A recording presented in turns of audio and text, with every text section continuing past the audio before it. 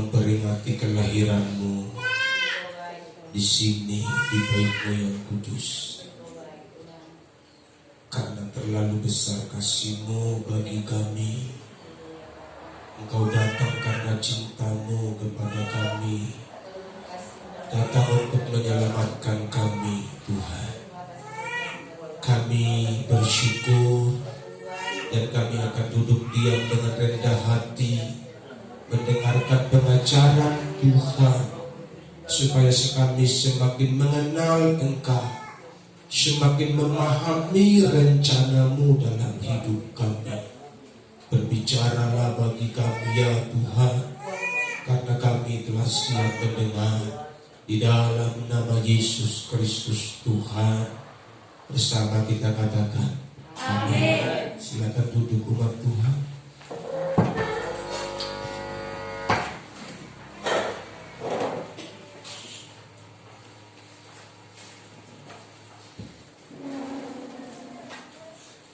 Selamat hari Natal buat kita semua. Firman Tuhan saya beri tema di Natal ini, Natal momen yang luar biasa. Natal ini satu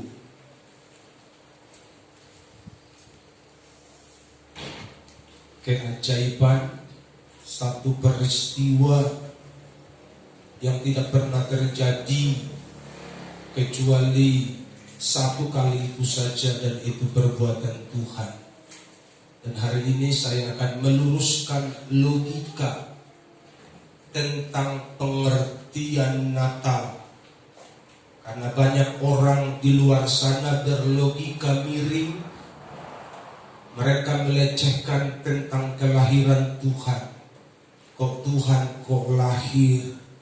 Siapa bidannya? Itu kata Habib Rizik Syihab. Kalau ada bidannya di rumah sakit apa, di klinik apa, dan terlalu banyak cerita miring tentang kelahiran Tuhan. Dan pemberitaan kali ini saya akan meluruskannya buat saudara dan buat dunia. Matius pasal 1 ayatnya yang ke-23. Matius pasal 1 ayat 23, saya baca. Jemaat Tuhan simak baik-baik. Sesungguhnya anak darah itu akan mengandung dan melahirkan seorang anak laki-laki, dan mereka akan menamakan dia Immanuel, yang berarti Allah menyertai kita. Mengapa Natal ini menjadi momen luar biasa? Yang pertama, alasannya karena Immanuel. Artinya apa jemaat Tuhan? Allah menyertai kita. Perlu saudara tahu dan perlu dunia tahu bahwa dalam zaman perjanjian lama, Tuhan hanya menyertai orang-orang kudus, orang-orang tertentu. Itu saja yang disertai Tuhan. Dan yang kedua, Tuhan hanya menyertai orang Israel saja, orang pilihan Tuhan. Itu pun disertai kalau mereka sedang menurut firman Tuhan. Kalau mereka tidak menurut firman Tuhan, maka Tuhan berpaling membelakangi bangsa Israel, sehingga mereka pergi menempuh jalannya masing-masing tanpa penyertaan Tuhan. Tetapi lewat momen Natal ini, saya beritahu kepada saudara dan kepada dunia, Tuhan menyertai semua orang yang percaya kepadanya sampai ke saudara. Itu bermula dari momen Natal. Haleluya. Jadi kalau tidak ada Natal ini, maka kita akan jalan melakukan apa yang baik menurut kita, tidak ada kontrol kebenaran, tidak ada penyertaan Tuhan, maka mautlah yang menjadi bagian seluruh umat manusia tanpa terkecuali. Agama manapun semua akan menuju maut karena tidak ada penyertaan Tuhan. Jadi Natal ini sesuatu yang amazing, luar biasa, karena lewat proses Natal inilah datang Immanuel ke bumi, yang artinya aku menyertai engkau. Jadi perlu dimengerti oleh dunia, oleh gereja, oleh saudara hari ini, engkau tidak pernah lagi berjalan sendiri, karena ada Yesus, ada Tuhan, ada Roh Kudus yang menuntun engkau setiap waktu. Haleluya. Tapi mengapa orang Kristen banyak takut? Karena belum mulai. Itulah masalah. Kenapa orang Kristen banyak bingung? Karena engkau tidak percaya firman. Haleluya. Kenapa banyak orang Kristen takut? Karena engkau meragukan Tuhan dan kuasanya. Walaupun engkau berdoa tiap hari, sementara janji itu sudah digenapi lewat prosesi Natal, kelahiran Tuhan yang berkata, aku Immanuel menyertai engkau sampai kiamat. Haleluya. Jadi saudara tahu sampai kiamat, kalau engkau meninggal, engkau mati nih, belum kiamat, berarti Tuhan menyertai anakmu, cucumu, cicitmu sampai dunia ini musnah. Penyertaan Tuhan tidak pernah berlalu dari orang percaya. Amin. Jadi apa yang perlu ditakutkan oleh gereja hari ini? Haleluya. Apa yang perlu dicemaskan oleh gereja hari ini? Ini waktunya kita beri hidup kita buat Tuhan. Amin. Haleluya. Jadi penyertaan Tuhan itu menjadi komplit buat umat Tuhan sejak peristiwa Natal. Kalau tidak ada Natal, tidak ada penyertaan Tuhan. Kita ini orang kafir. Jadi kalau orang-orang di luar sana yang sering mengkafir-kafirkan orang Kristen, itu paling kafir dia. Karena gak ngerti firmannya. Itulah masalah. Kita aja pun nih, kita nih, biar kita meluk agama Kristen, kalau tidak ada Natal, kita pun kafir juga. Jadi orang yang suka mengkafir-kafirkan orang Kristen itu, lu cross check dulu hati lu ya. Jangan-jangan lu paling kafir. Haleluya. Karena hanya lewat proses Natal inilah status kita diubahkan dari kafir jadi anak Tuhan. Amin. Haleluya. Udah gak kafir terus kita sampai dunia kiamat, kita kafirun. Haleluya. Dan dunia perlu mendengar ini dan tahu mengerti bahwa setelah bertobat dan terima Yesuslah status kafirmu berubah. Kalau tidak, mau apapun agamamu, apapun kepercayaan engkau kafir di hadapan Tuhan. Haleluya. Jadi luar biasa enggak Natal itu. Jadi orang-orang yang salah pengertian, yang gagal paham, yang sok tahu firman, mereka berkata, Natal Tuhan kok lahir, Tuhan kok bayi, Tuhan kok manusia. Lu belajar baik-baik supaya jangan asal dulu ya. Haleluya. Karena Tuhan punya rencana besar buat manusia, sehingga karena cintanya kata firman, dia utus anaknya yang tunggal itu. Haleluya. Namanya Yesus Kristus. Diutus pun bukan buat senang-senang, ngeri kali sebenarnya. Haleluya. Ada anak saudara yang lahir di kandang babi. Semiskin-miskinnya kita belum pernah anak kita lahir di kandang babi kan? Betul nggak? Ini raja loh. Bukan raja udong ini, bukan raja udong, ini raja benar. Ya. Bukan yang di raja-raja ini raja benaran yang turun dari surga, rela lahir di kandang domba. Hina kali menurut manusia, tetapi dia rela terhina supaya engkau dan aku yang hina ini menjadi mulia. Amin. Itu tujuannya. Haleluya. Saudara bisa bayangkan kalau dia ongkang kaki di surga, mau mati lu situ. Katanya sama kita, apa enggak mati itu semua? Betul enggak? Tapi karena cintanya, mulai sejak zaman Israel keluar dari Mesir, masuk Kanaan, setelah Yosua mati, mereka mulai menyimpang, melakukan hal-hal yang menyimpang. Tuhan kirim nabi-nabi, Tuhan kirim hakim-hakim, dan semua mentok, tidak bisa menasihati orang yang kepala batu ini. Dan kepala batu yang dulunya di Israel sekarang pindah ke sini. Haleluya.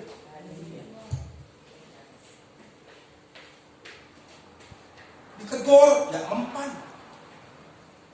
Bahkan nabi-nabinya dibunuh. Para hakim-hakim yang diutus Tuhan juga dibunuh. Sehingga Bapak di surga bilang, tidak ada lagi cara lain. Kecuali, yaudah harus turun deh. Masa buat, kata Yesus kan, enak di sini. Udahlah, nggak ada lagi jalan. Nah, itu gagal semua.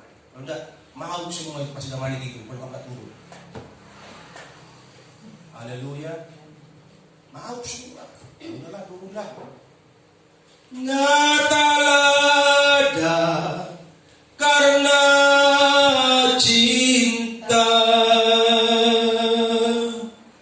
engkau datang ke dunia, datang lahir di kandang domba, ditolak sama orang Israel, ditolak di kelahirannya di Yerusalem.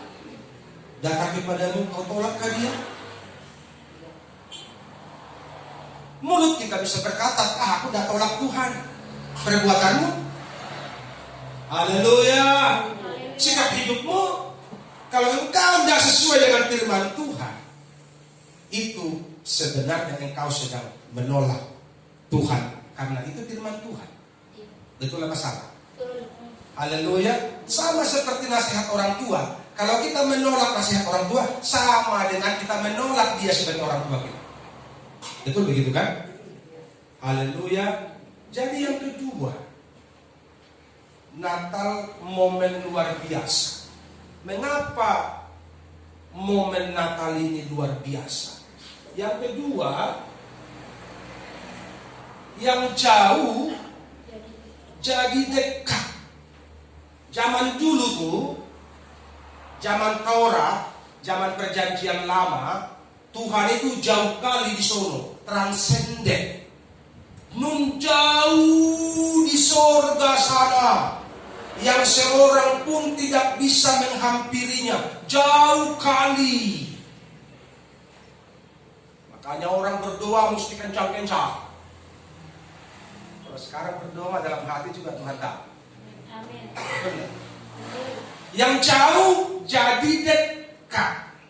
Jadi dulu Tuhan yang transenden, yang jauh di sana itu, lewat Natal dia menjadi Tuhan yang imanen, yang ketika engkau beriman dan percaya dia ada. Amin. Karena Tuhan Maha Hadir. Amin. Katakan amin.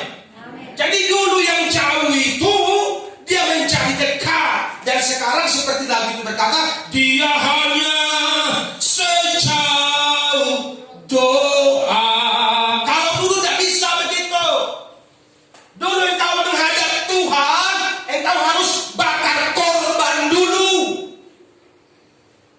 Dan engkau tidak bisa bakar korban. Siapa yang bakar? Harus imam. Mewakili dirimu. Engkau diwakilkan oleh imam untuk minta pengampunan dosa ke surga. Ribet amat hidupku, percuma dulu. Ribet amat.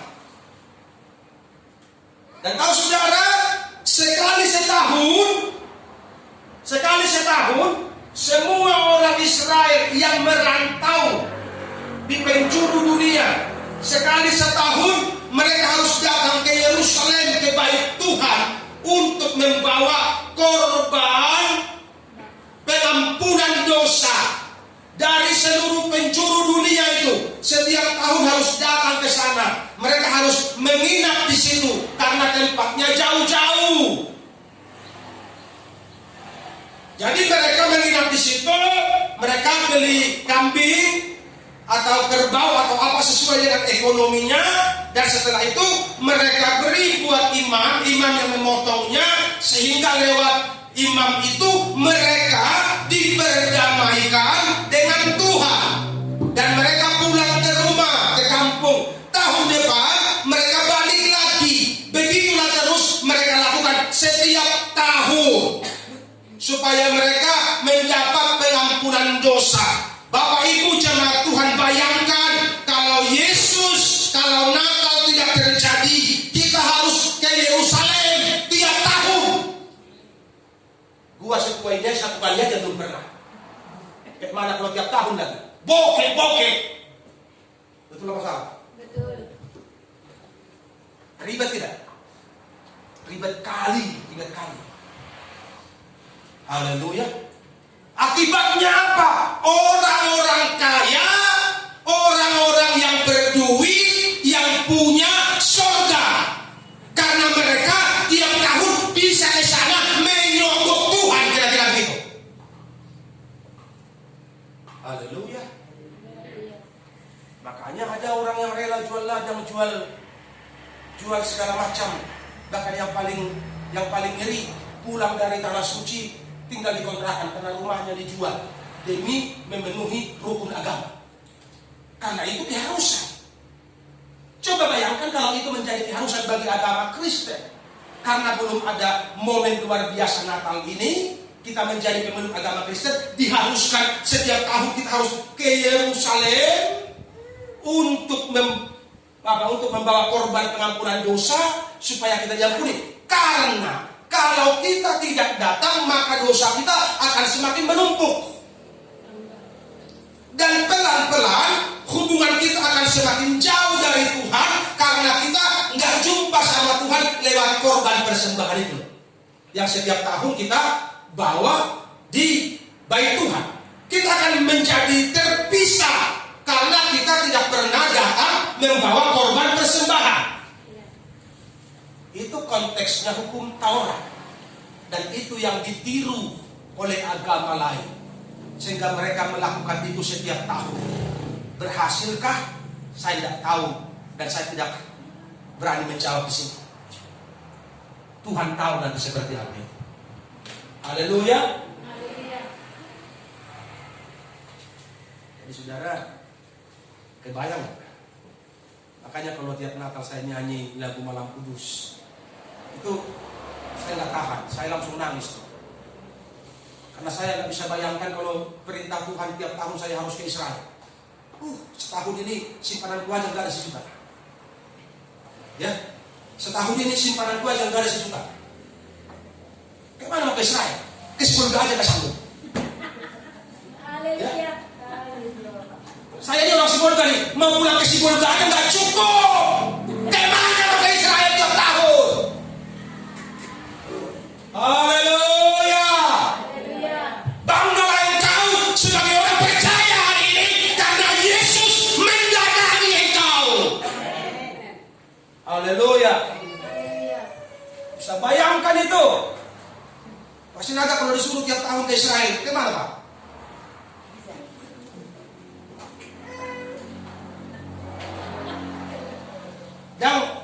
Dan terjawab aja. Gak kejawab itu. Tapi kalau teman-teman bilang, ini harus, gimana kita buat?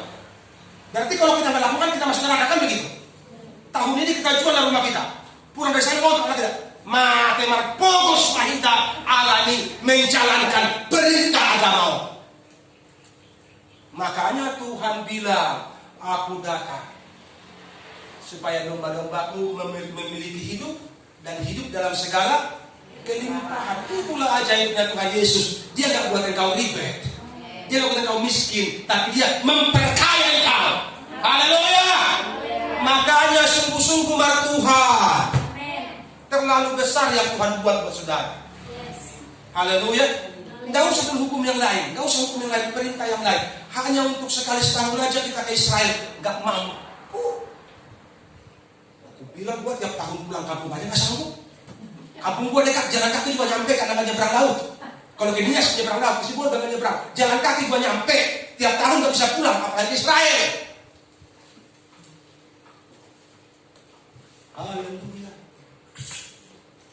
Jadi saudara mengerti hari ini kemana luar biasanya nakal ini buat kita. Amin. Haleluya. Haleluya. Tadi kami lewat sendiri jalan, banyak orang motong-motong, banyak orang masak-masak melihat. Mereka lebih pilih pesta dunia daripada pesta dengan Tuhan. Rohana anak kalau kesempatan perbaikan gisi. Gisimu kau perbaiki, kalau rohanimu kau perbaiki. Mati masuk neraka juga ya. Haleluya. Jadi yang kedua, mengapa Natal itu luar biasa? Karena Tuhan yang jauh di sana itu Dia datang mendekat. Sehingga kita nggak mandi pun kau seminggu, nggak ada yang larang kau berdoa. Haleluya. Kalau zaman dulu nggak bisa begitu. Kau mau berdoa nih, berdoa. Kau itu batal doamu. Betul apa salah? Kalau sekarang nih kami kadang-kadang pagi-pagi lagi berdoa, tiba-tiba mulas di tengah doa nih mulas, masuk ke mandi, tinggal mandi, lanjutkan doanya, nggak salah. Kalau dulu haram bro, haram, tidak boleh, haram, kotor, jorok di hadapan Tuhan. Betul nggak? Terlalu ribet. Kebaikan Tuhan Dia buat sederhana, Dia menyimpelkan.